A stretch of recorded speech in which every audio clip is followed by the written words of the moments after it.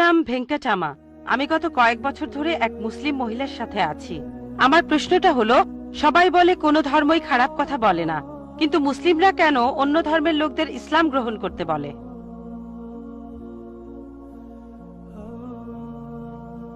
বোন, আপনি বললেন যে আপনি একটা মুসলিম পরিবারের সঙ্গে থাকেন অনেক বছর ধরে, তারপর বললেন যে সব ধর্মে ভালো সব কথা থাকে, কিন্তু মুসলিমরা আমাকে ইসলাম গ্রহণ করতে বলে কেন? পয়েন্ট নাম্বার 1, অন্য যেসব ধর্ম আছে সেগুলো যা বলে তার বেশিরভাগ কথাই ভালো, তবে ইসলাম ভালো কথা বলার পাশাপাশি আপনাকে দেখাবে কিভাবে সেটা অর্জন করতে হয়। আমি উদাহরণও দিয়েছি, সব ধর্মই বলে চুরি করো না, ইসলাম একই কথা বলে, তবে ইসলাম দেখিয়ে দেয় কিভাবে সেই অবস্থানে যাবেন যেখানে কেউ চুরি করে না। জাকাত দেন, সাহায্য করেন, এরপর কেউ চুরি করলে তার হাত কেটে ফেলেন, তাহলে চুরি করা বন্ধ হয়ে যাবে, কোনো অপরাধ থাকবে না। এজন্যই আমি বলেছিলাম যে ইসলাম ভালো কথা বলার পাশাপাশি আপনাকে দেখিয়ে দেবে কিভাবে সেটা অর্জন করতে হয়। 2 নম্বর পয়েন্ট, আমি বিভিন্ন ধর্মের একজন ছাত্র হিসেবে বলছি, যদি আপনি হিন্দু ধর্মগ্রন্থগুলো মেনে চলেন, মনে হয় আপনি হিন্দু, যদি হিন্দু ধর্মগ্রন্থগুলো মেনে চলেন, যদি একজন ভালো হিন্দু হন, আপনাদের ধর্মগ্রন্থই বলছে ঈশ্বর মাত্র একজন। আমার লেকচারে অনেক হিন্দু ধর্মগ্রন্থের উদ্ধৃতি দিয়েছি, এক ঈশ্বর। আপনাদের ধর্মগ্রন্থ বলছে মূর্তি পূজা করবে না। ভগবদ্গীতার 7 অধ্যায়ের 20 অনুচ্ছেদ বলছে জাগতিক আকাঙ্ক্ষা যাদের বুদ্ধিকে আচ্ছন্ন করে রেখেছে তারা নকল ঈশ্বরের পূজা করে, তারা মূর্তি পূজা করে। এক ঈশ্বরে বিশ্বাস করতে হবে। আজকে আমার লেকচারে বলেছিলাম বিশ্বাস করতে হবে অন্তিম ঋষিকে, কল্কি অবতার, যার বাবার নাম হবে বিষ্ণু ইয়াস আব্দুল্লাহ, তার মায়ের নাম হবে সুমতি আমিনা। তিনি জন্মগ্রহণ করবেন শাম্বালা নামের গ্রামে মক্কা। তিনি জন্মাবেন শাম্বালা শহরের প্রধানের ঘরে, মক্কার প্রধানের ঘরে। তিনি হবেন পুরো মানুষ জাতির পথপ্রদর্শক। তিনি আলোকপ্রাপ্ত হবেন রাতের বেলায় একটা গুহায়। তিনি উত্তর দিকে গিয়ে আবার ফিরে আসবেন। ঈশ্বর তাকে 8টা গুণ দেবেন। তিনি হবেন পৃথিবীর সব মানুষের পথপ্রদর্শক। তিনি একটা ঘোড়ায় চড়বেন, ডান হাতে থাকবে একটা তরবারি, 4 জন সহচর থাকবে তাকে বিভিন্ন সময় ফেরেশতাগণ সাহায্য করবেন। এরকম আরো অনেক অনেক। এই মানুষটা কে? যদি ভালো হিন্দু হয়ে থাকেন তাহলে আপনি এই অন্তিম ঋষিকে বিশ্বাস করবেন, তা না হলে আপনি ভালো হিন্দু নেই।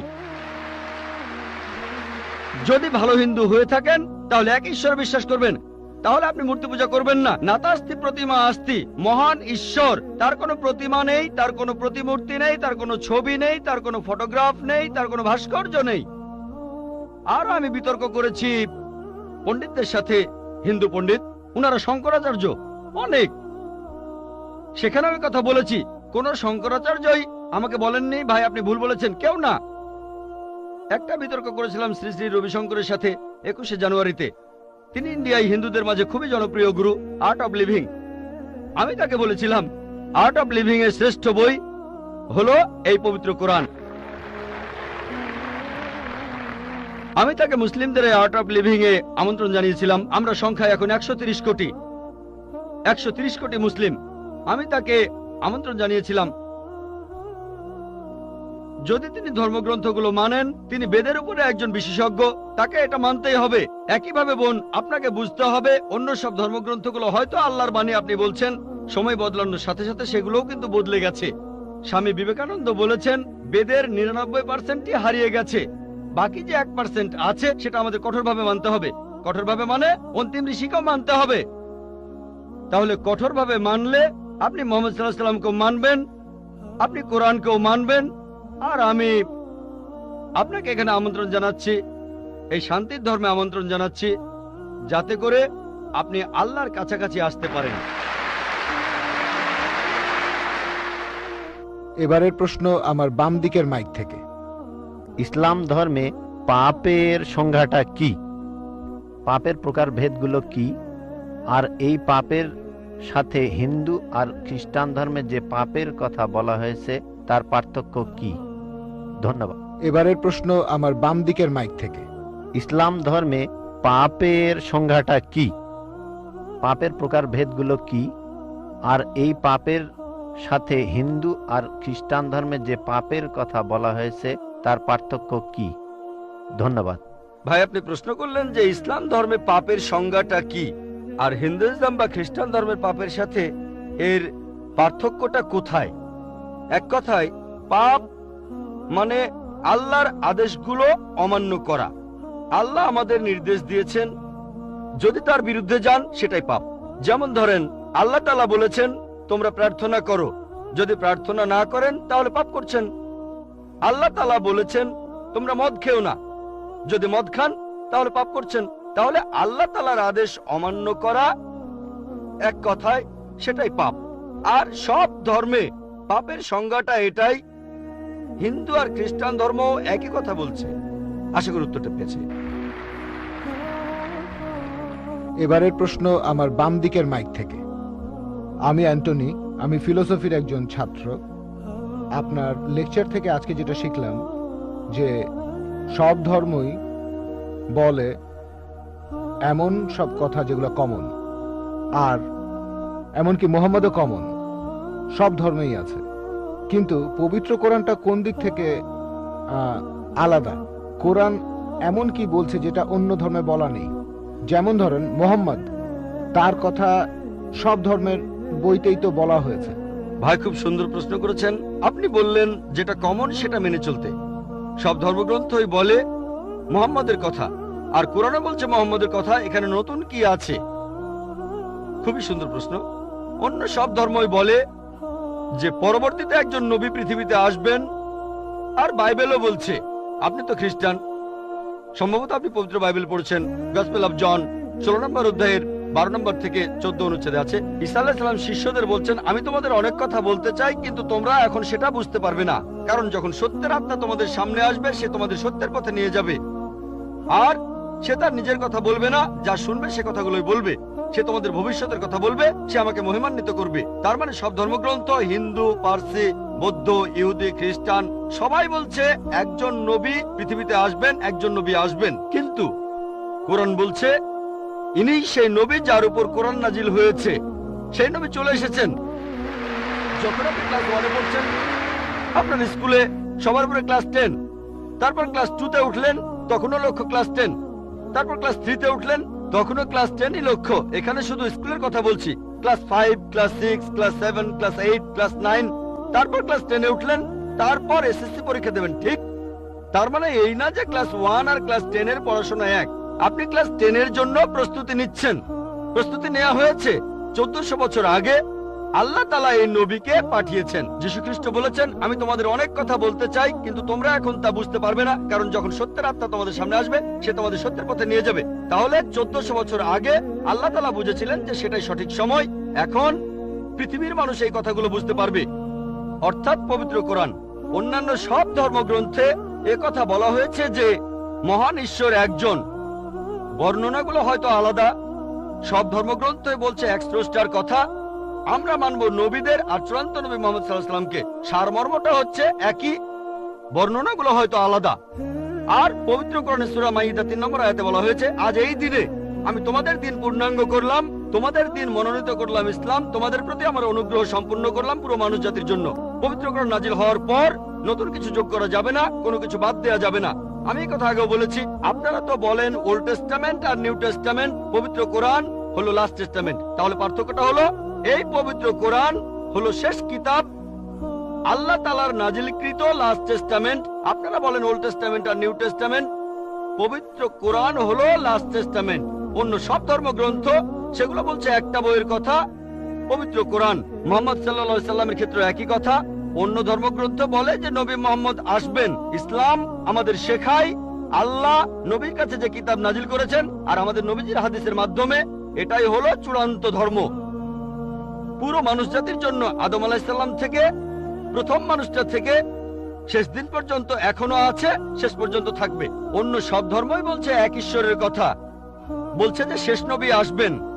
আপনাকে এটা মানতে হবে, এটা মানতে হবে, প্রয়োগ করতে হবে, তাহলে সত্যিকারের খ্রিস্টান হতে পারবেন।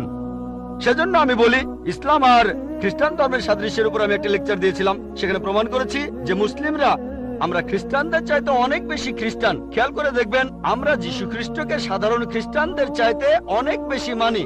আমার ভিডিও ক্যাসেট দেখতে পারেন, ইসলাম ও খ্রিস্টান ধর্মের সাদৃশ্য।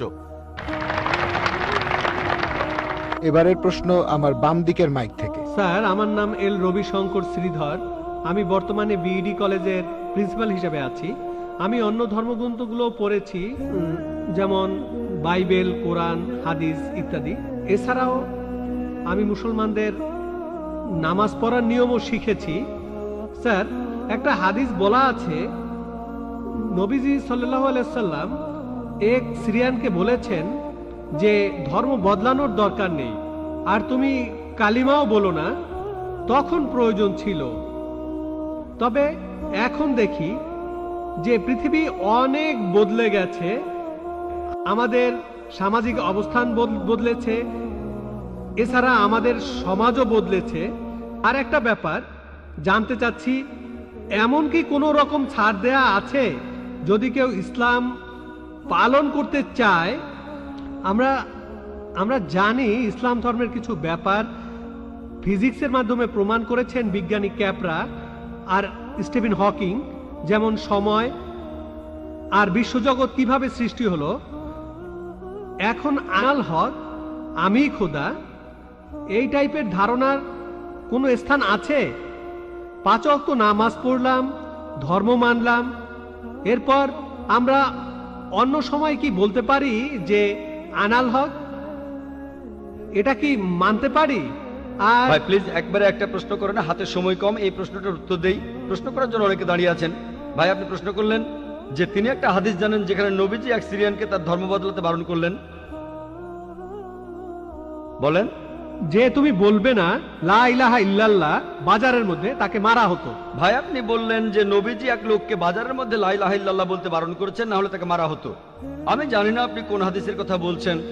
একটা হাদিস বলছে জোরে আল্লাহু আকবার বলো না, লা ইলাহা ইল্লাল্লাহ না। এটা বলা হয়েছিল কারণ যুদ্ধের সময় তারা লুকিয়ে আছে আর শত্রু আসছে, তখন জোরে আল্লাহু আকবার বলো না, কারণ তাহলে শত্রুরা টের পেয়ে যাবে। বাজারের মধ্যে না, যুদ্ধের ময়দানে। আরেকটা হাদিস বলছে জোরে বলো যাতে অন্যান্য মুসলিমরা উৎসাহিত হয়, তাই পরিস্থিতির উপর নির্ভর করে। নবীজি একবার বলেছেন যুদ্ধের ময়দানে বলো আল্লাহু আকবার, এতে মুসলিমদের সাহস বাড়বে। কিন্তু অন্য সময়ে যখন লুকিয়ে আছেন তখন জোরে বললে শত্রুরা টের পাবে। তাই এক এক পরিস্থিতিতে এক এক রকম কাজ। আপনার প্রশ্নে আসি, ইসলামের পাশাপাশি অন্যান্য জিনিস মানা যাবে কিনা, যেমন সক্রেটিস বা অন্য কারো কথা বা কোনো বিজ্ঞানীর কথা। এছাড়াও আনাল হক, ইসলামের পাশাপাশি অন্য বিষয়ের ব্যাপারে বলি, যদি সেগুলো কোরআন আর হাদিসের বিরুদ্ধে না যায় কোনো সমস্যা নেই।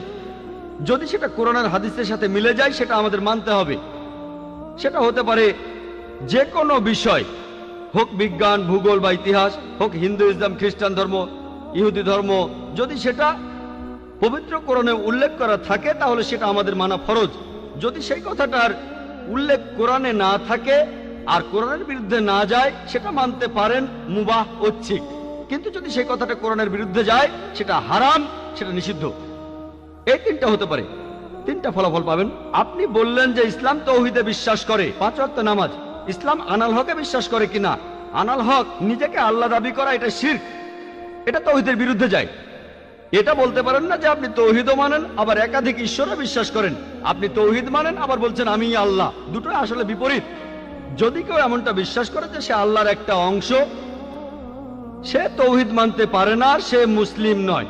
দুটো বিপরীত জিনিস। কিন্তু অন্য ব্যাপার কোরআনের সাথে মিললে সমস্যা নেই, আর কোরআনের বিরুদ্ধে না গেলে সমস্যা নেই। আশা করি উত্তরটা পেয়েছেন। এবারের প্রশ্ন বাম দিকের মাইক থেকে। আজ এই অনুষ্ঠানে আসতে পেরে আমার খুবই ভালো লাগছে। আপনার এই মূল্যবান কথাগুলো সবারই কাজে আসবে। আমরা আপনার লেকচার শুনে খুবই মুগ্ধ হয়েছি, অনেকের দৃষ্টিভঙ্গিও বদলেছে। আমার নাম রাম দাস, ইলেকশন বোর্ডের পার্সেস অফিসার। আমি একজন হিন্দু, তারপরও আমি ইসলাম ধর্মকে অনেক শ্রদ্ধা আর ভালোবাসি।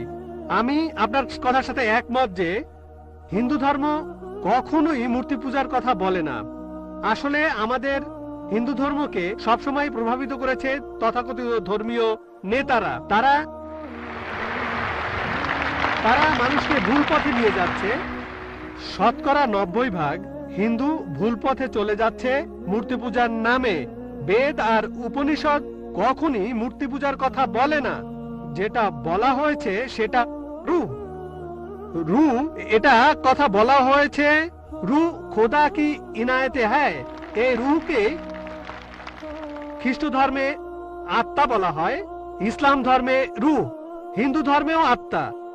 এটা খুবই দুর্ভাগ্য যে সব ধর্মের তথাকথিত ধর্মীয় নেতারাই এতে কোনো রকমের সন্দেহ নেই, হোক সে মুসলিম, খ্রিস্টান বা হিন্দু, এতে কোনো রকমের সন্দেহ নেই পৃথিবী সব মানুষকে ভুল পথে পরিচালিত করেছে। আপনার কাছে আমার প্রশ্ন, আপনি একজন যথেষ্ট জ্ঞানী মানুষ। আমার আগে এক ভদ্রলোক প্রশ্ন করেছিলেন, তিনি ঠিকই বলেছিলেন ইসলামের অতীত খুব গৌরবের, তবে বর্তমান সময়ে পৃথিবীতে ইসলাম সবার জন্য একটা হাসির খোরাকে পরিণত হয়েছে। এর কারণ হলো ইসলামের ঠিকাদাররা, নেতারা ঠিক হিন্দু নেতাদের মতোই তাদের অনুসারীদের ভুল পথে নিয়ে যাচ্ছে, ভুল জিনিস শিখাচ্ছে। কোনো হিন্দু ভাই যদি কোনো মুসলিমকে রক্ত দেয় সে হয়তো বেঁচে যাবে, যদি কোনো হিন্দু কোনো একজন মুসলিমকে রক্ত দেয় তাহলে তার জীবন বাঁচলো। এখানে এটা কি হতে পারে? যেহেতু হিন্দু রক্ত নিয়েছে তাই সে হিন্দু হয়ে যাবে? এটা আমার প্রথম প্রশ্ন। প্লিজ আরেকটু সময় দিন, আমার আরেকটা প্রশ্ন আছে। এখানে ধরেন যার জীবন বাঁচলো সে তো দোয়া করবে, আসো বাবা আসো, আমার জীবন বাঁচিয়েছো। রক্তের বিভিন্ন গ্রুপ আছে, এ পজিটিভ, বি পজিটিভ। এখানে তো জীবন বাঁচানোর প্রশ্ন, এখানে কি ধর্মের গুরুত্বটা বেশি? এটাই প্রথম প্রশ্ন। আর এখানকার লোকজন আত্মাকে চিনতে চায় না, বস্তুর চাহিদা মিটলেই তারা খুশি। ইসলাম সবাইকে ভালোবাসার কথা বলে, সব ধর্মই ভালোবাসার কথা বলে, কিন্তু ইসলাম ধর্ম সেই ভালোবাসা অর্জনের কথা বলে, কিভাবে ভালোবাসা অর্জন করতে হবে। এই জন্য ইসলামে জাকাত আছে। এই জাকাত গরিব মানুষদের সাহায্য করা, প্রতিবেশীকে সাহায্য করা, গরিবের মেয়ে বিয়ে হচ্ছে না, বিয়ে দিয়ে দাও, গরিবকে সাহায্য করা। অন্য কোনো ধর্ম ইসলামের মতো এত মহান নয়। এটা খুবই মহান ধর্ম। দুর্ভাগ্যের কথা, বাস্তব এর কোনো প্রয়োগ হচ্ছে না। তাই আগের ভদ্রলোক বললেন মাদ্রাসাগুলো স্বচ্ছ হওয়া উচিত। সত্যি বলতে আপনারা ধর্মীয় নেতাদের বোকামির কারণে ইসলাম ধর্ম উপরে উঠছে না, বরঞ্চ বরবাদ হয়ে যাচ্ছে। খ্রিস্টান ধর্ম, তারা পৃথিবীতে রাজত্ব করতে চায়, তারা ইসলামের ক্ষতি করতে চায়। ইসলামের প্রতি খ্রিস্টানদের মনোভাব বিরূপ। হিন্দু ধর্ম, তারা এখানে ঠিক থাকতে চায়, স্বাভাবিক। তাহলে এরাই হলো ধর্মীয় নেতা। তারা জানে না রূহ কি? রূহ হলো আল্লাহর দয়া। উপনিষদে আছে, ইসলামে আছে, বাইবেলে আছে। আর সব ধর্মই বলে ভালোবাসা, ইসলামও বলে। এটাই আমার প্রথম প্রশ্ন। দ্বিতীয় প্রশ্নটা হলো, হিন্দু ধর্ম নারীকে খারাপ চোখে দেখে, ইসলামও খারাপ চোখে দেখে। খ্রিস্টান ধর্ম, পৃথিবীতে নারী না থাকলে, আপনি একটু আগে একজনকে বললেন যে পুরুষ লোক বাচ্চা জন্ম দিতে পারে না। হ্যাঁ, পুরুষ লোক কোনো বাচ্চা জন্ম দিতে পারে না, বাচ্চার জন্ম দেন মা, একজন নারী।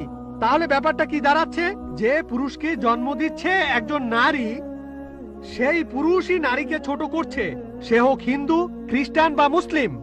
এভাবে দেখবেন যে সব ধর্মেই একই রকম অবস্থা চলছে। আমরা সবাই, সব ধর্মই এখন ধ্বংসের পথে যাচ্ছে। নারীকে কোনো ধর্মই সম্মানের চোখে দেখা হয় না। পৃথিবীর সব ধর্মই নারীদেরকে সবসময় খারাপ চোখে দেখছে। এটাই আমার দ্বিতীয় প্রশ্ন। ইসলাম কি বলে যেদিন কিয়ামত হবে, তার মানে মহাপ্রলয়, ইসলাম ধর্ম কিয়ামত সম্পর্কে কি বলছে? আপনাকে ধন্যবাদ এই ছোট্ট লেকচারের জন্য, ভালো কথাগুলোর জন্য ধন্যবাদ। আপনি বললেন আমার কথা আর ইসলাম ধর্মের কথা। আমার কথা যদি বলেন, সমস্ত প্রশংসা শুধুমাত্র আল্লাহ তাআলার। বললেন আমি জ্ঞানী, বললেন আমি অনেক জানি, আমি শুধুমাত্র একজন ছাত্র। আমি নিজেকে একজন ছাত্র মনে করি ইসলাম ও অন্যান্য ধর্মের উপর।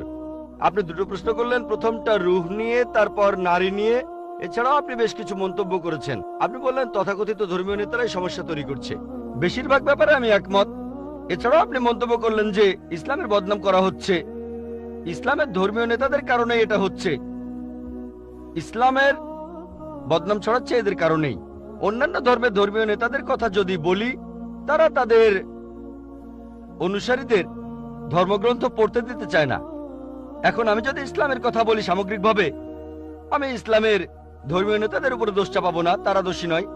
সামান্য কিছু কুলাঙ্গার থাকতে পারে, খুবই সামান্য, হাতে গোনা কয়েকজন এমন নেতা থাকতে পারে যারা ভুল পথে নিচ্ছে, কিন্তু এরা সংখ্যায় অনেক কম। মিডিয়া তাদের বেছে নেয় আর এমন ভাবে তুলে ধরে যেন ইসলামের প্রত্যেক ধর্মীয় নেতাই এইরকম। তাই ইসলাম ধর্মের বিভিন্ন নেতা, বিশেষজ্ঞ, ওলামার কথা যদি বলতে হয়, তাদের ভালোবাসি, তাদের শ্রদ্ধা করি।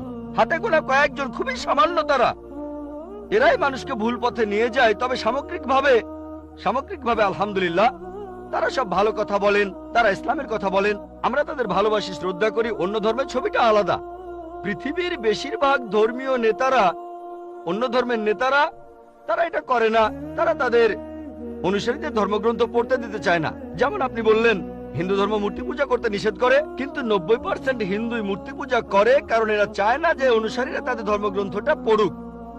আপনার প্রশ্নতে আসি, বললেন যে কোন হিন্দু এক মুসলিমকে রক্ত দিল, সেই মুসলিমের জীবন বাঁচলো, জীবন বাঁচানোটাই বড় কথা। এখানে সমস্যা কি?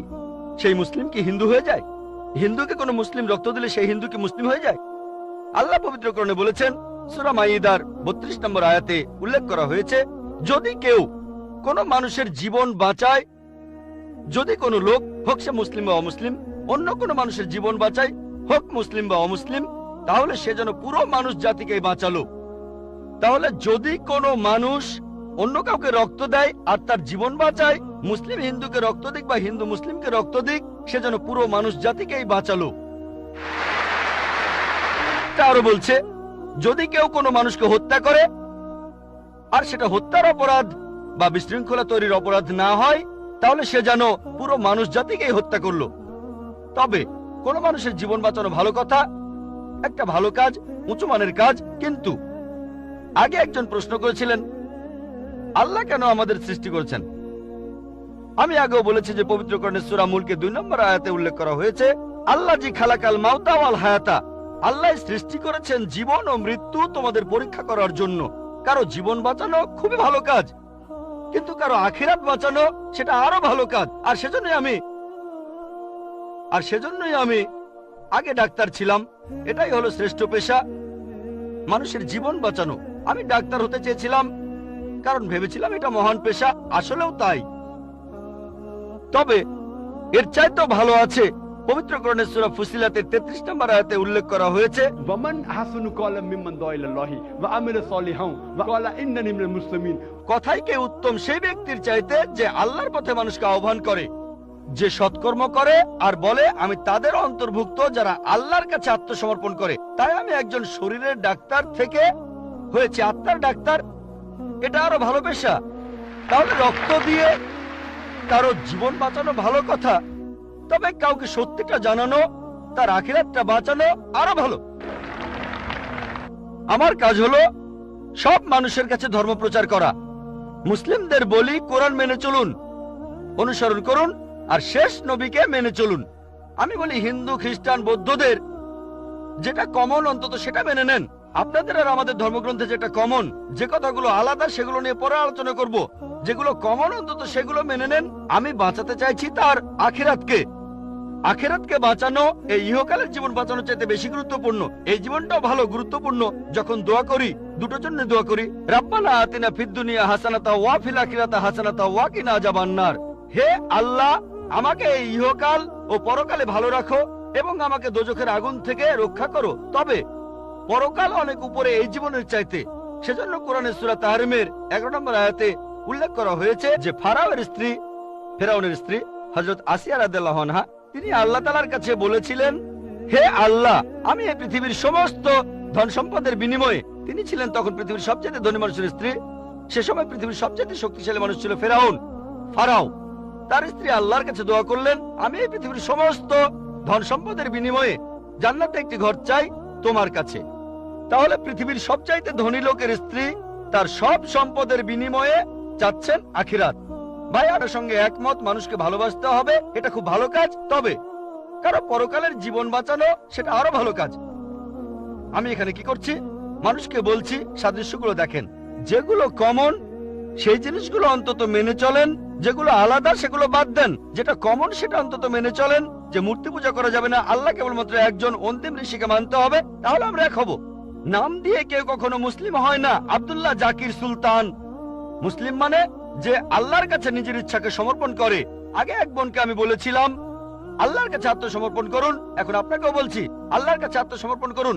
আর আল্লাহর ওহী এই লাস্ট টেস্টামেন্ট, খ্রিস্টানরা বলে ওল্ড টেস্টামেন্ট আর নিউ টেস্টামেন্ট, এটা হলো আল্লাহ তাআলার লাস্ট টেস্টামেন্ট, পবিত্র কোরআন। এটার কথা আপনাদের ধর্মগ্রন্থ আছে, সেটা আপনাদের মানতে হবে। এটা বাইবেলেও আছে, সেটা মেনে চলতে হবে।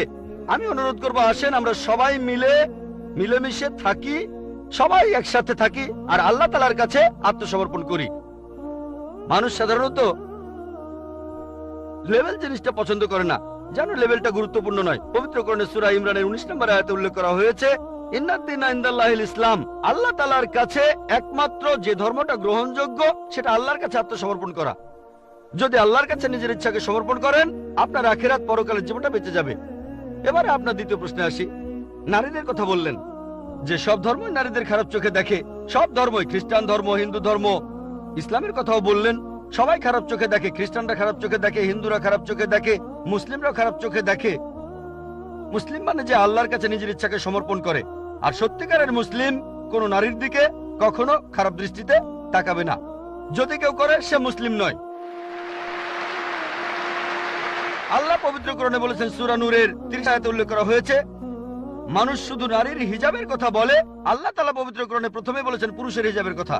মুমিন পুরুষদের বলো তারা যেন দৃষ্টি সংযত আর লজ্জাস্থান হেফাজত করে। যখন কোনো পুরুষ কোনো নারীর দিকে তাকাবে, তখন তার মনে, সেই পুরুষের মনে কোনো খারাপ চিন্তা আসলে সে দৃষ্টি নিচু করবে। আপনাদের বেদেও কথা আছে। যদি আপনি ঋগ্বেদ পড়েন 8 নম্বর গ্রন্থ 33 নম্বর অনুচ্ছেদের 19 নম্বর মন্ত্র, ব্রাহ্ম তোমাদের নারী বানিয়েছেন, সুতরাং দৃষ্টি নিচু করো আর মাথার উপরে কাপড় দাও। হিন্দু ধর্মগ্রন্থ নারীদের শ্রদ্ধা করে, তবে সেই ধর্মগ্রন্থে এমন কথাও আছে যেগুলো নারীদের ছোট করেছে, সেগুলো বলতে চায় না।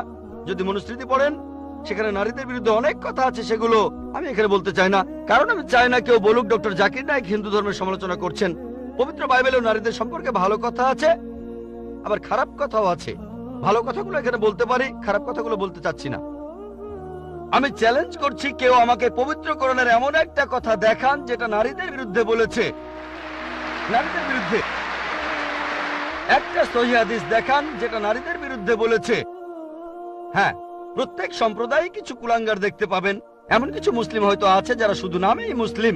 তারা মেয়েদের দিকে তাকাতে পারে, মেয়েদের উত্ত্যক্ত করতে পারে, তবে তারা সত্যিকারের মুসলিম নয়।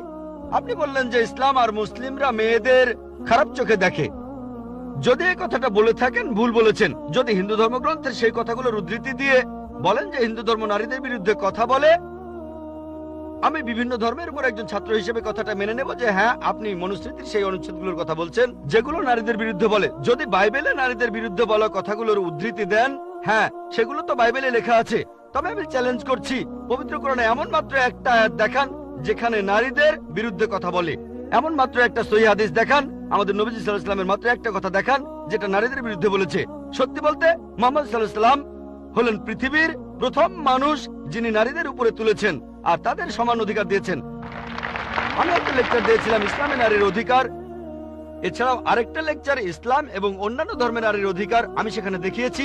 তাই আপনি যখন বললেন ইসলাম নারীদের অসম্মান করে, কথাটা ঠিক নয়। তবে আমি ইসলাম সম্পর্কে কথা বলিনি। ইসলাম সবসময় নারীদেরকে মর্যাদা দিয়েছে। মুসলিমরা এই কাজটা করেছে, যে তারা মুসলিমরা এই কাজ করছে। আর হিন্দু বা খ্রিস্টান এরাও নারীদের ছোট চোখে দেখে। ইসলাম কখনো এটা করে না। ধন্যবাদ আপনাকে, অনেক ধন্যবাদ ভাই, আপনাকে অনেক ধন্যবাদ। আমি একথাই বলেছি। তবে মুসলিমরা দুর্ভাগ্যজনকভাবে ইসলামের অনুসারীরা এই জিনিসটা প্রয়োগ করে না। হ্যাঁ ভাই, আমি আপনার সঙ্গে একমত। আমি বলেছিলাম কিছু লোক এমন, এখন ধরেন মার্সিডিজ গাড়ি কত ভালো এটা জানার জন্য যদি ড্রাইভারের সিটে কোনো আনাড়ি লোককে বসান আর সেই ড্রাইভার যদি গাড়িটা অ্যাক্সিডেন্ট করে, কাকে দোষ দেবেন? গাড়ি না ড্রাইভারকে? ড্রাইভারকে দোষ দেবেন। মার্সিডিজ গাড়ি কত ভালো এটা জানতে যদি চান, চেক করেন সেখানে কি কি আছে, এভারেজ স্পিড কেমন, পিকআপটা কেমন, গিয়ার রেশিও কেমন, নিরাপত্তা ব্যবস্থাগুলো কি কি। তাহলে ইসলামকে বিচার করতে চাইলে পবিত্র কোরআন আর সহিহ হাদিস পড়েন। মুসলিমদের দেখবেন না। যদি গাড়িকে পরীক্ষা করতে চান, তাহলে আপনি ড্রাইভারের সিটে পাকা ড্রাইভারকে বসান। শ্রেষ্ঠ মুসলিমের দৃষ্টান্ত নবীজি সাল্লাল্লাহু আলাইহি ওয়াসাল্লাম। খ্রিস্টান ধর্মে পবিত্র বাইবেলে আছে, বুক অব জেনেসিস 3 অধ্যায়ের 16 অনুচ্ছেদে মহান ঈশ্বর বলেছেন, তোমরা নারী, তোমরা খুব যন্ত্রণা পেয়ে সন্তানের জন্ম দেবে। এটা নারীদের প্রতি ঈশ্বরের অভিশাপ, গর্ভধারণ নারীদের জন্য শাস্তি। ইসলাম ধর্মে গর্ভধারণ নারীদের জন্য সম্মানের। পবিত্র কোরআনে সূরা নিসার 1 নম্বর আয়াতে উল্লেখ করা হয়েছে, গর্ভধারিণী মাকে সম্মান করো। পবিত্র কোরআনে সূরা লুকমানের 14 নম্বর আয়াতে উল্লেখ করা হয়েছে, আমি মানুষকে তাদের বাবা মায়ের সাথে ভালো ব্যবহার করার নির্দেশ দিয়েছি। মা অনেক কষ্ট সহ্য করে সন্তানকে গর্ভধারণ করেন, অনেক কষ্ট পেয়ে সন্তানের জন্ম দেন। নবীজি বলেছেন, যদি তোমরা তোমাদের মাকে সোনার পাহাড়ও এনে দাও, তোমাকে যে 9 মাস গর্ভে ধারণ করেছিলেন তার বিনিময়ে, তারপরও শোধ হবে না।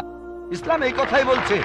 এখন নবীজি সাল্লাল্লাহু আলাইহি ওয়াসাল্লামের কাছে একজন লোক আসলো আর প্রশ্ন করলো, এটা আছে সহিহ বুখারী 8 নম্বর খণ্ড, বুক অব আদাব 2 নম্বর অধ্যায় 2 নম্বর হাদিস, হে নবী, এই পৃথিবীতে কাকে সবচাইতে বেশি সম্মান দেখাবো?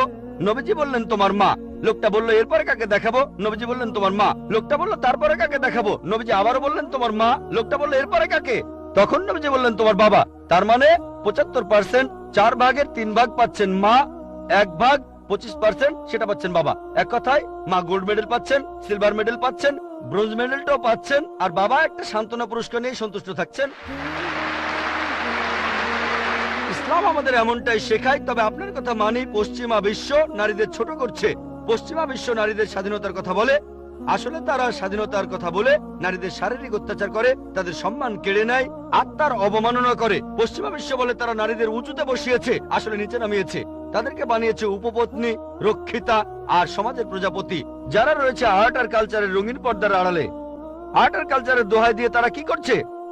তাদের মেয়েদের বিক্রি করছে তাদের মায়েদের। তারা নাকি মেয়েদের উপরে তুলছে। সাধারণত বেশিরভাগ অ্যাডেই দেখবেন নারী আছে, অন্যটার সাথে নারীর হয়তো কোনো সম্পর্কই নেই। মোটরসাইকেলের বেশিরভাগ অ্যাডে দেখবেন মেয়ে আছে। কতজন মেয়ে মোটরসাইকেল চালায়? কতজন? কিন্তু অ্যাডে মেয়ে থাকবেই। তারপর মোটর গাড়ির অ্যাডে সেখানেও মেয়েদের দেখবেন। আমার এক বন্ধু একবার বলেছিল যে বিএমডব্লিউর একটা খুব বিখ্যাত অ্যাড, মার্সিডিজ বেঞ্জ খুব ভালো গাড়ি, তরুণদের প্রিয় হলো বিএমডব্লিউ, এর স্পিড বেশি, পিকআপও ভালো। তো বিএমডব্লিউর একটা অ্যাডে বিকিনি পরা একটা মেয়ে দাঁড়িয়ে আছে বিএমডব্লিউ গাড়ির সামনে, আর নিচে লেখা এখনই চালানো শুরু করুন। কাকে? মেয়েটাকে না গাড়িটাকে? বিক্রি করছে মেয়েদের, বিক্রি করছে মায়েদের। ইসলাম ধর্মে নারীদেরকে সম্মান করি, মায়েদের সম্মান করি, বোনদের সম্মান করি, মেয়েদের সম্মান করি, তাদের শ্রদ্ধা করি, তাদের ভক্তি করি। আমার ভিডিও ক্যাসেট দেখেন, ইসলামে নারীর অধিকার। আশা করি উত্তরটা পেয়েছেন। এবারের প্রশ্ন মহিলাদের মধ্য থেকে। গুড ইভিনিং স্যার, আমি লক্ষ্মী আইয়ার। স্যার, আমি হিন্দু, তবে ইসলাম ধর্মে বিশ্বাস করি। আমি ইসলাম বিশ্বাস করি কারণ আমি সেরকম কিছু প্রমাণ পেয়েছি। স্যার, আপনি বললেন আল্লাহ একজন, ধর্মও একটা। এখন আমি 3 জন মানুষের উদাহরণ দেই। একজন হিন্দু, আরেকজন মুসলিম, অন্যজন খ্রিস্টান। ধরেন এই 3 জন একসাথে আছে। এখন তাদের শরীর যদি কেটে ফেলা হয়, সেখানে আপনি কি দেখতে পাবেন? শুধু রক্ত, শুধু রক্তই পাবেন। দুধ পাবেন না, পানি পাবেন না, শুধু রক্তই পাবেন। এখন সব মানুষের শরীরে যদি একই রক্ত থাকে, তাহলে মৃতদেহ সৎকারের নিয়মটা আলাদা কেন? মুসলিমরা তারা কবর দেয়, আর হিন্দুরা আমরা মৃতদেহ পুড়িয়ে ফেলি। বোন বললেন আপনি ইসলাম ধর্ম পছন্দ করেন, ইসলামে বিশ্বাসও করেন। আপনাকে অভিনন্দন, আর এই শান্তির ধর্মে আপনাকে স্বাগতম, সত্যের পথে আপনাকে স্বাগতম। বোন প্রশ্ন করলেন যে 3 জন হিন্দু, খ্রিস্টান, মুসলিম, সবার শরীর একই রকম, একই রক্ত, একই উপাদান, কিন্তু আমরা মারা গেলে হিন্দুরা কেন পুড়িয়ে ফেলে আর মুসলিমরা কেন কবর দেয়? আসুন আমরা এটা ভালো করে দেখি। আপনি দেখেন কোন পদ্ধতিটা ভালো। হিন্দু ধর্মে কবর দেওয়ার অনুমতিও আছে শিশুদের ক্ষেত্রে, কিন্তু প্রাপ্তবয়স্ক লোক মারা গেলে তারা বলেন পুড়িয়ে ফেলতে হবে, দাহ করতে হবে। অবশ্য হিন্দুদের কেউ কেউ বলেন যে কবর দিতে হবে। আসুন আমরা এখন ভালো করে দেখি যে শবদেহ, মৃতদেহ পোড়ানো আর কবর দেয়া। এখানে আপনি দেখবেন যখন আপনি কোনো মৃতদেহ পোড়াবেন তখন পরিবেশ দূষিত হচ্ছে। মৃতদেহ পোড়ালে পরিবেশ দূষণ হয়। ইসলাম ধর্মে আমরা কবর দেই কেন? এখন আমরা জানতে পেরেছি আমাদের শরীরে যে উপাদানগুলো আছে, এই পৃথিবীর মাটিতে যে উপাদান আছে, আমাদের শরীরেও একই জিনিস পরিমাণে হয়তো কম অথবা বেশি। আমরা মাটি থেকে এসেছি, আবার মাটিতে ফিরে যাব, বিজ্ঞানসম্মত।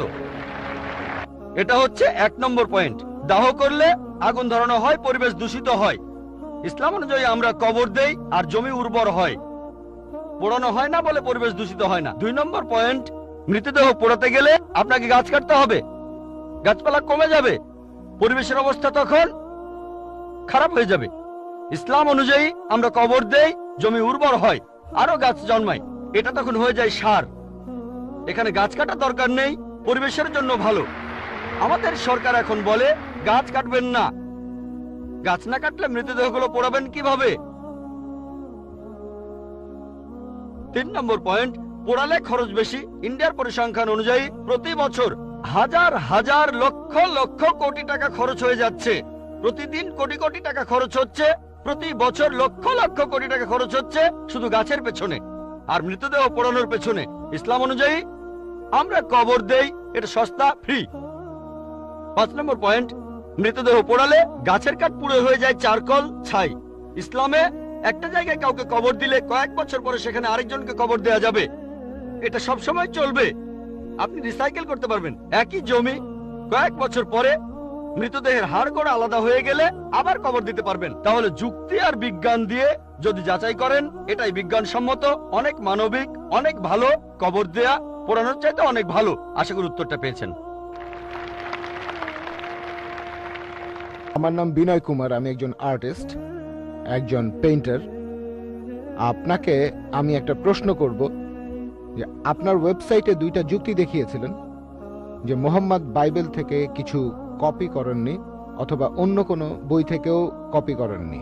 সেখানে উত্তর দিতে গিয়ে আপনি বলেছেন যে নবী মুহাম্মদের সময় বাইবেলের কোনো আরবি অনুবাদ ছিল না, কিন্তু সহিহ আল বুখারী 6 নম্বর খণ্ডের 60 নম্বর গ্রন্থ 478 নম্বর হাদিস বলছে যে গসপেলগুলো আরবিতে অনুবাদ করা হয়েছিল, করেছিলেন বারাকা।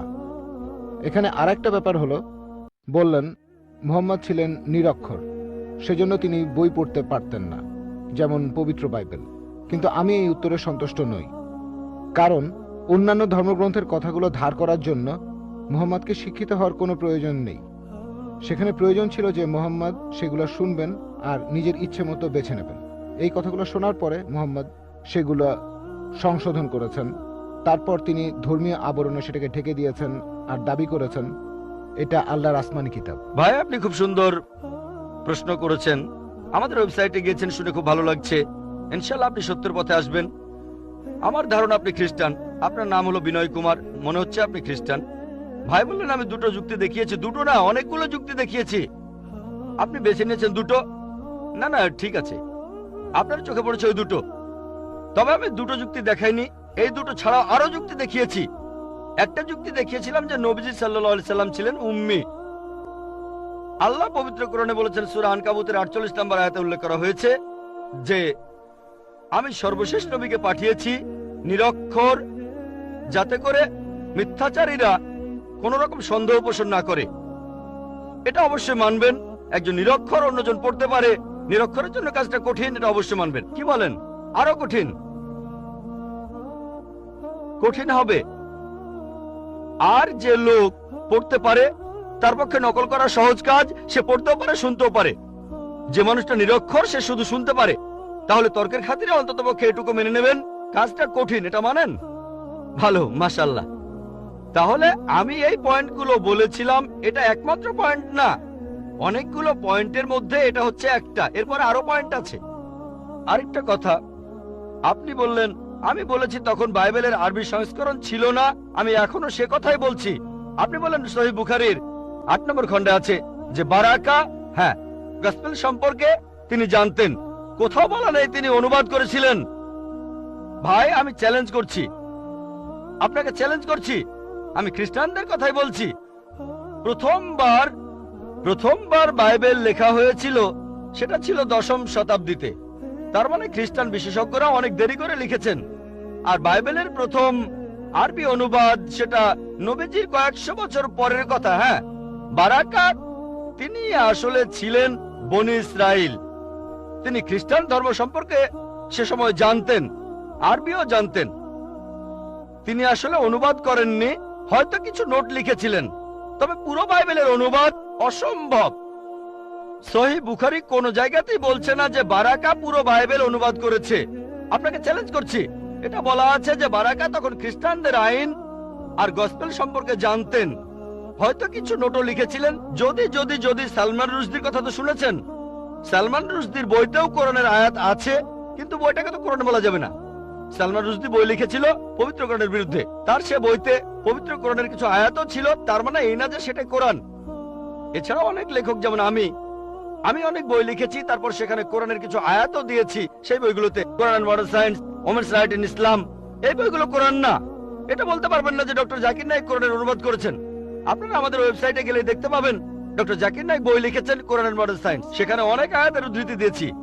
সেটাকে অনুবাদ বলবেন না, এটা তো উদ্ধৃতি। আর এছাড়াও বললেন যে নবীজি মুহাম্মদ সাল্লাল্লাহু আলাইহি সাল্লাম ভুলগুলো শুধরে নিয়েছেন। আচ্ছা, আপনার পয়েন্টটা খুব সুন্দর। আমি একটা লেকচার দিয়েছিলাম Bible and Quran in the light off science. সেখানে প্রমাণ করেছিলাম যে বাইবেলের অনেক বৈজ্ঞানিক ভুল আছে। যেমন ধরেন বুক অফ জেনেসিসের 1 নম্বর অধ্যায়ে আছে, বলা হয়েছে এই বিশ্বজগৎ তৈরি হয়েছে 24 ঘন্টার হিসেবে 6 দিনে। বলা হয়েছে যে চাঁদের আলো তার নিজস্ব আলো। জেনেসিসের প্রথম অধ্যায় 16 থেকে 19 অনুচ্ছেদ বলা হয়েছে যে সূর্য সৃষ্টি হয়েছে পৃথিবী সৃষ্টির পরে, পৃথিবী সৃষ্টি হয়েছে 3য় দিনে, সূর্য 4র্থ দিনে। এরকম আরো অনেক আছে। আপনি যদি বলেন নবীজি এগুলো নিয়ে শুদ্ধ করেছেন, যেমন চাঁদের যে আলো সেটা তার নিজস্ব আলো না, প্রতিফলিত আলো। পবিত্র কোরআনে সূরা ফুরকানের 61 নম্বর আয়াতে উল্লেখ করা হয়েছে যে চাঁদের আলো প্রতিফলিত আলো। কোরআন বলছে বিশ্বজগৎ সৃষ্টি হয়েছে 6টা আইয়ামে, 6টা লম্বা সময়কাল। আপনি কি তাহলে বলছেন নবীজি এই কথাগুলো শুদ্ধ করে নিয়েছেন? তিনি কি বিজ্ঞানী ছিলেন? না, এটা আল্লাহর আসমানি কিতাব। আমার পুরো লেকচারটা শোনেন, লেকচারের অংশ বিশেষ শুনেই আমার কোনো একটা কথা নিয়ে মন্তব্য করবেন না। পুরো লেকচারটা আগে শোনেন। সেখানে আমি বলেছি যদি আপনার কথা মেনেও নেই, তর্কের খাতিরে যে বাইবেল থেকে নকল করেছেন তারপর শুদ্ধ করেছেন, কোন মানুষের পক্ষে কি এটা সম্ভব? 1400 বছর আগে বাইবেলের সবগুলো ভুল শুদ্ধ করবেন তিনি? সবগুলো ভুল শুদ্ধ করবেন? এটা অসম্ভব, অসম্ভব। এতে প্রমাণ হয় যে তিনি এটা লেখেননি, এটা লিখেছেন আমাদের স্রষ্টা আল্লাহ তাআলা। আশা করি উত্তরটা পেয়েছেন। হ্যাঁ ভাই, প্রথমে আপনার নামটা বলেন। আসসালামু আলাইকুম, আমার নাম ময়ূর। আমার এক অমুসলিম বন্ধুর পক্ষ থেকে একটা প্রশ্ন করতে চাচ্ছি। এটা আমার প্রশ্ন না, সে মাইকের সামনে আসতে লজ্জা পাচ্ছে। আমি কি প্রশ্ন করব? আপনার নামটা কি বললেন? ময়ূর। আমি মুসলিম হয়েছি, তবে এই প্রশ্নটা আমার এক অমুসলিম বন্ধুর। সে মাইকের সামনে আসতে চাচ্ছে না, তাই যদি অনুমতি দেন। আসসালামু আলাইকুম। এই প্রশ্নটা হলো, জাকির ভাই যেসব ভবিষ্যৎবাণীর কথা বলেছেন, এমন কি হতে পারে এই ভবিষ্যৎবাণীগুলো পরে কেউ লিখেছে পৃথিবীর বিভিন্ন ধর্মগুলোতে, যাতে করে ইসলাম ধর্মকে অন্য উপায়ে প্রচার করা যায়? ভাই খুব সুন্দর প্রশ্ন করেছেন। এটা কি সম্ভব যে এই ভবিষ্যৎবাণীগুলো সব ধর্মগ্রন্থে পরে কেউ লিখেছে? এটা কি হতে পারে? হ্যাঁ, হতে পারে। যদি পরে কেউ না লেখে, যদি ধর্মগ্রন্থটা বিশুদ্ধ হয়, তাহলে মানবেন যে এটা আল্লাহর বাণী, তাহলে নবীজিকেও মানবেন। যদি বলেন পরে কেউ লিখেছে, তার মানে আপনার ধর্মগ্রন্থ অশুদ্ধ, সেটা বাদ দিতে হবে।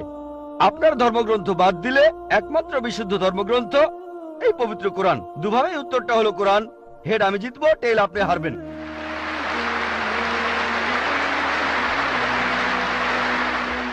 এবারে প্রশ্ন করা হচ্ছে মহিলাদের মধ্য থেকে। কোন অমুসলিম বোন মাইকের সামনে এসে প্রশ্ন করবেন প্লিজ। আদাব ডক্টর জাকির নায়েক স্যার, আমার নাম ভেঙ্কটামা। আমি গত কয়েক বছর ধরে এক মুসলিম মহিলার সাথে আছি। আমার প্রশ্নটা হলো, সবাই বলে কোনো ধর্মই খারাপ কথা বলে না, কিন্তু মুসলিমরা কেন অন্য ধর্মের লোকদের ইসলাম গ্রহণ করতে বলে?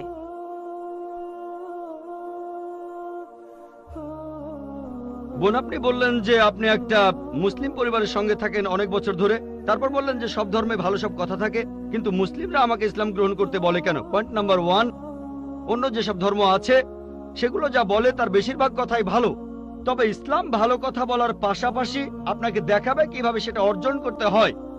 আমি উদাহরণ দিয়েছি, সব ধর্মই বলে চুরি করো না, ইসলাম একই কথা বলে, তবে ইসলাম দেখিয়ে দেয় কিভাবে সেই অবস্থানে যাবেন যেখানে কেউ চুরি করে না। যাকাত দেন, সাহায্য করেন, এরপর কেউ চুরি করলে তার হাত কেটে ফেলেন, তাহলে চুরি করা বন্ধ হয়ে যাবে, কোনো অপরাধ থাকবে না। এজন্যই আমি বলেছিলাম যে ইসলাম ভালো কথা বলার পাশাপাশি আপনাকে দেখিয়ে দেবে কিভাবে সেটা অর্জন করতে হয়। 2 নম্বর পয়েন্ট, আমি বিভিন্ন ধর্মের একজন ছাত্র হিসেবে বলছি, যদি আপনি হিন্দু ধর্মগ্রন্থগুলো মেনে চলেন, মনে হয় আপনি হিন্দু, যদি হিন্দু ধর্মগ্রন্থগুলো মেনে চলেন, যদি একজন ভালো হিন্দু হন, আপনাদের ধর্মগ্রন্থই বলছে ঈশ্বর মাত্র একজন। আমার লেকচারে অনেক হিন্দু ধর্মগ্রন্থের উদ্ধৃতি দিয়েছি, এক ঈশ্বর। আপনাদের ধর্মগ্রন্থ বলছে মূর্তি পূজা করবে না। ভগবদ গীতার 7 অধ্যায়ের 20 অনুচ্ছেদ বলছে জাগতিক আকাঙ্ক্ষা যাদের বুদ্ধিকে আচ্ছন্ন করে রেখেছে তারা নকল ঈশ্বরের পূজা করে, তারা মূর্তি পূজা করে। এক ঈশ্বরে বিশ্বাস করতে হবে। আজকে আমার লেকচারে বলেছিলাম বিশ্বাস করতে হবে অন্তিম ঋষিকে, কল্কি অবতার, যার বাবার নাম হবে বিষ্ণু ইয়াস আব্দুল্লাহ, তার মায়ের নাম হবে সুমতি আমিনা। তিনি জন্মগ্রহণ করবেন শাম্বালা নামের গ্রামে মক্কা। তিনি জন্মাবেন শাম্বালা শহরের প্রধানের ঘরে, মক্কার প্রধানের ঘরে। তিনি হবেন পুরো মানুষ জাতির পথপ্রদর্শক। তিনি আলোকপ্রাপ্ত হবেন রাতের বেলায় একটা গুহায়। তিনি উত্তর দিকে গিয়ে আবার ফিরে আসবেন। ঈশ্বর তাকে 8টা গুণ দেবেন। তিনি হবেন পৃথিবীর সব মানুষের পথপ্রদর্শক। তিনি একটা ঘোড়ায় চড়বেন, ডান হাতে থাকবে একটা তরবারি, 4 জন সহচর থাকবে তাকে বিভিন্ন সময় ফেরেশতাগণ সাহায্য করবেন। এরকম আরো অনেক অনেক। এই মানুষটা কে? যদি ভালো হিন্দু হয়ে থাকেন তাহলে আপনি এই অন্তিম ঋষিকে বিশ্বাস করবেন, তা না হলে আপনি ভালো হিন্দু নেই। যদি ভালো হিন্দু হয়ে থাকেন তাহলে এক ঈশ্বরে বিশ্বাস করবেন, তাহলে আপনি মূর্তি পূজা করবেন না। নাতাস্তি প্রতিমা আস্তি, মহান ঈশ্বর, তার কোনো প্রতিমা নেই, তার কোনো প্রতিমূর্তি নেই, তার কোনো ছবি নেই, তার কোনো ফটোগ্রাফ নেই, তার কোনো ভাস্কর্য নেই। আর আমি বিতর্ক করেছি পণ্ডিতদের সাথে, হিন্দু পণ্ডিত, উনারা শঙ্করাচার্য অনেক, সেখানে আমি কথা বলেছি। কোন শঙ্করাচার্যই আমাকে বলেননি ভাই আপনি ভুল বলেছেন, কেউ না। একটা বিতর্ক করেছিলাম শ্রী শ্রী রবিশঙ্করের সাথে 21শে জানুয়ারিতে। তিনি ইন্ডিয়ায় হিন্দুদের মাঝে খুবই জনপ্রিয় গুরু, আর্ট অব লিভিং। আমি তাকে বলেছিলাম আর্ট অব লিভিং এর শ্রেষ্ঠ বই হলো এই পবিত্র কোরআন। আমি তাকে মুসলিমদের আর্ট অব লিভিং এ আমন্ত্রণ জানিয়েছিলাম। আমরা সংখ্যায় এখন 130 কোটি, 130 কোটি মুসলিম। আমি তাকে আমন্ত্রণ জানিয়েছিলাম, যদি তিনি ধর্মগ্রন্থগুলো মানেন, তিনি বেদের উপরে একজন বিশেষজ্ঞ, তাকে এটা মানতেই হবে। একইভাবে বোন, আপনাকে বুঝতে হবে অন্য সব ধর্মগ্রন্থগুলো হয়তো আল্লাহর বাণী আপনি বলছেন, সময় বদলানোর সাথে সাথে সেগুলোও কিন্তু বদলে গেছে। স্বামী বিবেকানন্দ বলেছেন বেদের 99%ই হারিয়ে গেছে, বাকি যে 1% আছে সেটা আমাদের কঠোরভাবে মানতে হবে। কঠোরভাবে মানে অন্তিম ঋষিকেও মানতে হবে। তাহলে কঠোরভাবে মানলে আপনি মোহাম্মদ সাল্লাল্লাহু আলাইহি ওয়াসাল্লামকেও মানবেন, আপনি কোরআনকেও মানবেন। আর আমি আপনাকে এখানে আমন্ত্রণ জানাচ্ছি, এই শান্তির ধর্মে আমন্ত্রণ জানাচ্ছি, যাতে করে আপনি আল্লাহর কাছাকাছি আসতে পারেন। এবারের প্রশ্ন বাম দিকের মাইক থেকে। গুড ইভিনিং, আমি একটা প্রশ্ন করব, তার আগে বলে নেই আমার নাম রমেশ কুমার, নয়াদিল্লি থেকে এসেছি, পেশায় একজন ধর্মযাজক। ভাই, আপনার লেকচারে আপনি বললেন কোরআন হলো চূড়ান্ত। আচ্ছা, কিন্তু আমার একটা প্রশ্ন আছে যে ইয়ামামার যুদ্ধে সে সময় কোরআনের অনেক হাফেজ মারা গিয়েছিলেন। অনেকে মনে করেন যে আবু বক্করের সময় পবিত্র কোরআন হারিয়ে গেছে। আর সহিহ আল বুখারীর 6 নম্বর খণ্ডের 510 নম্বর হাদিস বলছে, যখন ইসলামের তৃতীয় খলিফা তিনি যখন হারেমিয়ার লোকদের সাথে যুদ্ধ করছিলেন, আর সে সময় তিনি পবিত্র কোরআনের কিছু আলাদা সংস্করণ পেলেন, তখন ওসমান কোরআন লিখলেন। আর একটা কথা, আল্লাহ পবিত্র কোরআনে বলেছেন 15:9, আমি কোরআন অবতীর্ণ করেছি, আমি সংরক্ষণ করব। কিন্তু কোরআন সংরক্ষিত হয়নি। আমি জানতে চাই যে কোরআন কখন বিকৃত হয়েছে, কেন বিকৃত হয়েছে, কোথায় বিকৃত হয়েছে, কে এটাকে বিকৃত করেছে, কখন বিকৃত হয়েছে, প্লিজ মন্তব্য করেন। ভাই, আপনি প্রশ্ন করলেন, আপনি পবিত্র কোরআনের সূরা হিজরের 9 নম্বর আয়াতের উদ্ধৃতি দিলেন, যেখানে আল্লাহ তাআলা বলেছেন যে আমি কোরআন অবতীর্ণ করেছি আর আমি সংরক্ষণ করব। তাহলে কোরআন বলছে যে কোরআন বিকৃত হয়নি, আল্লাহ বলেছেন কোরআন বিশুদ্ধ।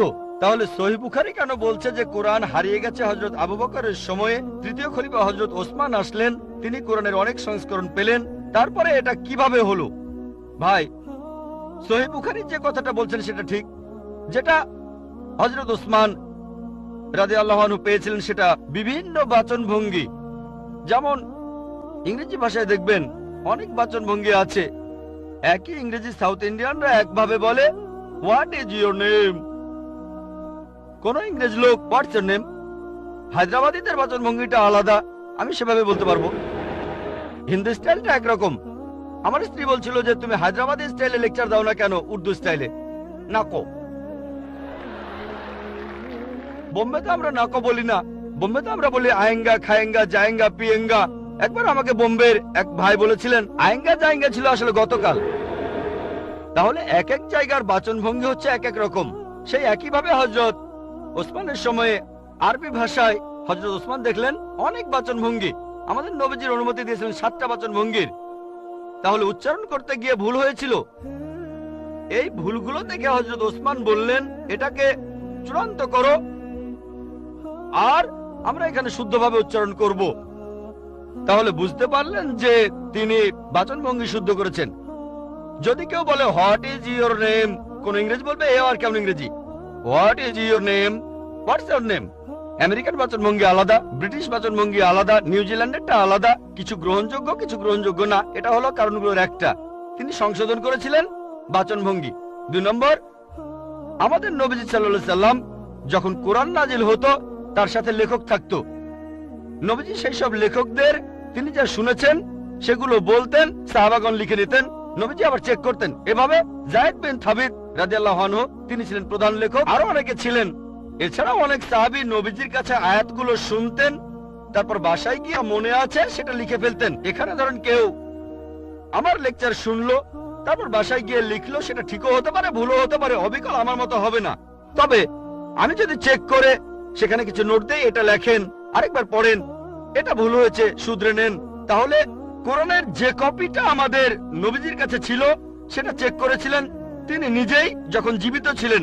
এটা দেয়া হয়েছিল তার স্ত্রী বিবি হাফসা রাদিয়াল্লাহু আনহার কাছে, তিনি ছিলেন হযরত ওমর রাদিয়াল্লাহু আনহুর মেয়ে। এটা বিবি হাফসার কাছে ছিল। পরে মানুষজন নিজে থেকেই লেখা শুরু করলো, তাদের স্মৃতি থেকে সেখানে ভুল হওয়াটাই স্বাভাবিক। পবিত্র কোরআন কিন্তু ভুল নয়, যদিও সেখানে বেশ কিছু লোকের লেখা নোট ছিল। হযরত ওসমান বললেন, এখন তো মানুষ ভুল বুঝতে শুরু করবে যে এগুলোই আসল কোরআন। এখন আমি কোরআনের সঠিক কপি করব, তারপর পৃথিবীর বিভিন্ন প্রান্তে সেটাকে ছড়িয়ে দেব, আর মুসলিমরা বুঝতে পারবে যে এটাই হলো আসল। কোরআনে পরিবর্তন হয়নি। মানুষজন বিভিন্ন নোট লেখা শুরু করলো, অন্যরা বুঝতে পারতো না যে এটাই শুদ্ধ কোরআন নাকি ভুল কোরআন।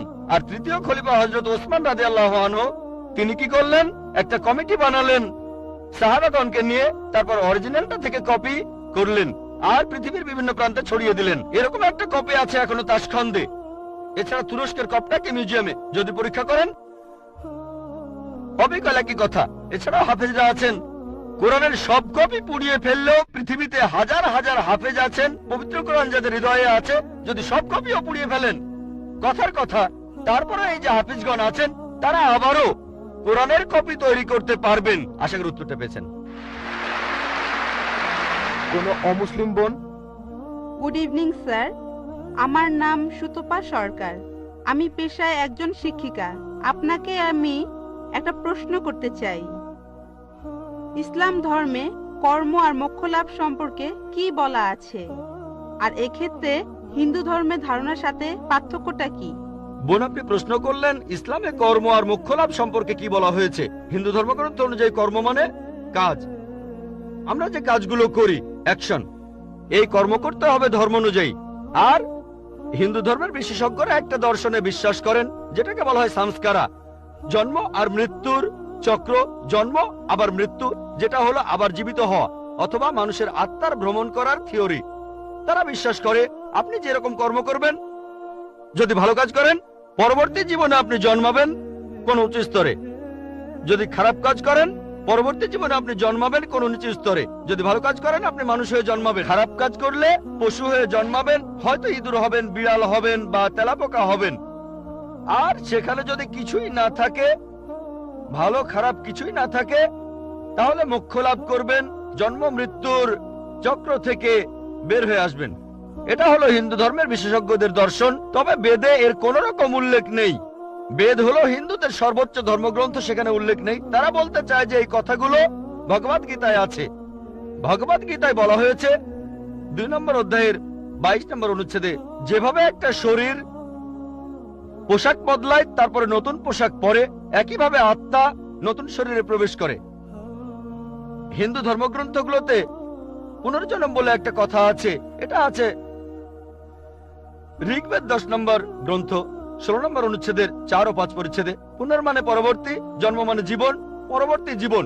আমরা পরের জীবনে বিশ্বাস করি যে পৃথিবীতে একবার আসবো, মাত্র একবারই আসবো। আমরা পৃথিবীতে একবার আসবো, আল্লাহর আদেশে মারা যাব, পৃথিবীতে একবারই আসবো, একবারই মারা যাব, পরবর্তীতে আখিরাতে গিয়ে আবার জীবিত হব। তাহলে ইসলাম অনুযায়ী আমরা এই পৃথিবীতে একবারই আসবো, তারপর আমরা আল্লাহর আদেশে কিয়ামতের দিনে আবার জীবিত হব। কাজের উপর নির্ভর করে বেহেশত বা দোজখে যাবেন, স্বর্গ বা নরকে। বেদ এমন কথাই বলছে, কিন্তু তারা এটা বোঝে না হিন্দু বিশেষজ্ঞরা যে কেন মানুষ জন্মায় বোবা হয়ে, জন্মায় অন্ধ হয়ে, কেউ গরিব হয়, আবার কেউ ধনী হয়, কেউ বা স্বাস্থ্যবান। ঈশ্বর তো কোনো অন্যায় করেন না। তাই তারা একটা দর্শন আনলো যে জন্ম মৃত্যু, আত্মার ভ্রমণ করে বেড়ানো। বেদের কোথাও এই কথার উল্লেখ নেই। এমনকি ভগবদ গীতাও এমন কথা বলছে, পুরনো পোশাক বাদ দিয়ে শরীর যেমন নতুন পোশাক পরে, একইভাবে আত্মা পুরনো শরীর ছেড়ে নতুন শরীরে যায়। একবার, আমার কোনো আপত্তি নেই, একবার মারা যাবেন, একবারই পুনরুজ্জীবিত হবেন। তবে ইসলামে এই প্রশ্নটার উত্তর রয়েছে। হিন্দু বিশেষজ্ঞরা এটা বুঝতে পারে না যে ঈশ্বর কেন এমন করবেন। কিছু মানুষ জন্ম থেকে বোবা, কেউ বা স্বাস্থ্যবান, কারো হার্টের সমস্যা, কেউ গরিব আবার কেউ ধনী।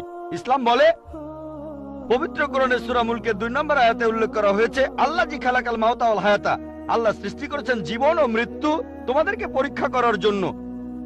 এই জীবনটা পরকালের জন্য পরীক্ষা। এখন কেউ হয়তো জন্মায় গরিব হয়ে, কেউ ধনী হয়ে। ধনীদের ক্ষেত্রে কোরআন বলছে তাদেরকে জাকাত দিতে হবে। যদি আপনার সঞ্চয় 85 গ্রাম স্বর্ণের চাইতে বেশি হয়, নিসাবের তুলনায় বেশি হয়, তাহলে 2.5% জাকাত প্রতি হিজরি সালে দিতে হবে। ধনীরা জাকাত দিতে পারে, নাও দিতে পারে, অর্ধেকও দিতে পারে, হয় সে 100 তে 100 পাবে অথবা 50 পেতে পারে। কোন জাকাত না দিলে সে 0 পাবে। কিন্তু গরিব লোকের ক্ষেত্রে জাকাত দিতে হবে না, সে জাকাতের পরীক্ষায় 100 তে 100 পাবে। আমরা বলি এত গরিব লোক, কিন্তু গরিব জাকাতের পরীক্ষায় 100 তে 100 পাবে, 100 তে 100। আর আমাদের নবীজি বলেছেন, ধনী লোকের জন্য বেহেশতে যাওয়া গরিব লোকের চাইতে কঠিন। ধনীরা ভাবতে পারে, ও আমাকে এত জাকাত দিতে হবে, আমি দিতেও পারি আবার নাও দিতে পারি। সবচেয়ে ভালো কাজ হলেও সর্বোচ্চ পেতে পারেন 100 তে 100। গরিব লোক এখানে পুরো নম্বর পেয়েছে।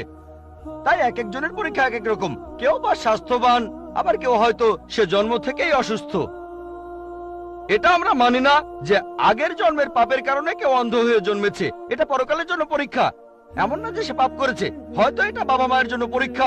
পবিত্র কোরআনের সূরা আনফালের 28 নম্বর আয়াতে উল্লেখ করা হয়েছে, তোমাদের সম্পদ ও সন্তানরা তোমাদের জন্য পরীক্ষা। হয়তো আল্লাহ বাবা মাকে পরীক্ষা করছেন, হয়তো তারা ধার্মিক। আর দেখা গেল যে তাদের সন্তান একেবারে জন্ম থেকে অসুখ। দেখে কেউ হয়তো বলবে, আমি আল্লাহকে বিশ্বাস করি না। যারা ইমানদার তারা বলবে, এখনো আল্লাহকে বিশ্বাস করি। আল্লাহ পরীক্ষা করছেন।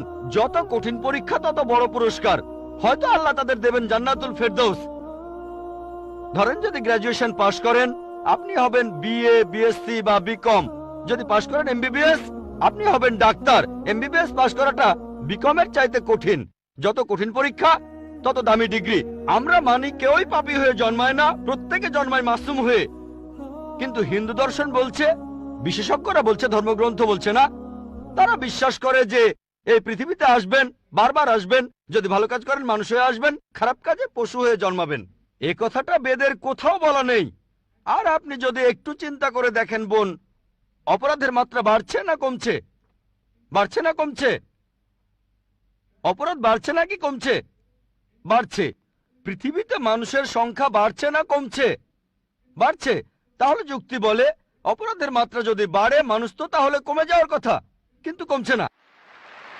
এতেই প্রমাণ হয় যে এই দর্শনটা ভুল। বিস্তারিত জানতে চাইলে আমার ভিডিও ক্যাসেট দেখুন, হিন্দুইজম ও ইসলামের মধ্যে সাদৃশ্য।